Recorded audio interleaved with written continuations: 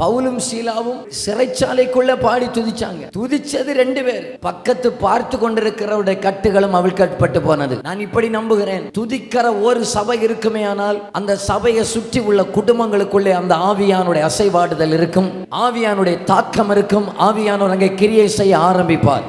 இங்கே சபைக்குள்ளே நம்ம துதிக்கிறது துதி நம்முடைய சுற்று வட்டாரத்துக்குள்ளே கிரியை செய்ய அது வல்லமையுடையதாக இருக்கிறது. அதற்காகவே கூட சில நேரத்தில் ஆண்டவர் நம்மை சிறைச்சாலைக்குள்ள கொண்டு போவார். நம்ம மேல இருக்கிற தெய்வம் யார் என்பதை அவர்களுக்கு காட்டுவதற்காகவே. சில சிறையிருப்புகள் தேவனே அனுமதித்து நம்மை உருவாக்குவதற்காக, சில சிறையிருப்புகள் கர்த்தர் நம்மோடு கூட இருக்கிறார் என்பதை காட்டுவதற்காக.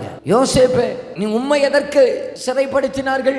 உம்மை கொஞ்சம் உருவாக்க வேண்டியது இருக்கிறது. நீர் சிறைச்சாலையில் இருந்தாலும் கர்த்தர் உம்மோடு கூட இருக்கிறார் என்பதை தேசம் அறிய போகிறது. சிறைச்சாலை கைதியாக வருகிறவர்களுக்கு நீர் வெளிப்பாடு சொல்ல வேண்டியது இருக்கிறது. அதற்காகவே உம்மை ஆண்டவர் சிறைக்குள்ளே கொண்டு போவார். பவுலே, பிலிப்பி பட்டணத்திலே நீங்கள் ஏன் சிறைச்சாலைக்குள்ளே போனீர்கள்? எங்க மேல இருக்கிற ஆராதனை அபிஷேகம், நாங்கள் ஆராதிக்கிற ஆராதனையினால எங்களோடு கூட இருக்கிறவர்களையும் அசைக்கப்பட வேண்டியது இருக்கிறது. அதற்காகவே கர்த்தர் சிறைச்சாலைக்குள்ளே சில நேரத்தில் நம்ம அனுமதிக்கிறார். சாதாரணமா இருக்கிற நேரத்திலையும் ரொம்ப பிரச்சனையில இருக்கிறதான நேரத்திலையும் உள்ள ஆராதனைக்கு ரொம்ப வித்தியாசம் உண்டு. நம்ம நேரம் ஆப்போசிட்டா பிரச்சனையா இருந்தா ஆராதிக்க மாட்டோம், போராட்டத்துல இருந்து ஆராதிக்க மாட்டோம். அப்ப நீங்க நினைச்சுக்கிடணும், பிரச்சனை மத்தியில ஆராதிக்கிற ஆராதனை என்னையும் விடுதலையாக்குறது, என் கூட இருக்கிறவர்களையும் விடுதலையாக்க போகிறதுன்னு நினைச்சுக்கிடணும். ஆராதனுடைய மகிமையே நம்ம பிரச்சனைக்குள்ள இருக்கணும். அதுதான் அங்கதான் பயங்கர ஒரு மகிமையை கர்த்தர் வெளிப்படுத்துவார். என்ன நீங்க ஆராதிக்காம இருக்கிறீங்க? என்ன அங்க ரொம்ப மனதளவில் இன்னைக்கு பாதிக்கப்பட்டிருக்கிறேன், அப்பதான் ஆராதிக்கணும். சிறைப்படுத்தப்பட்டிருக்கிற அந்த நேரத்தில் ஆராதிக்கிற ஆராதனை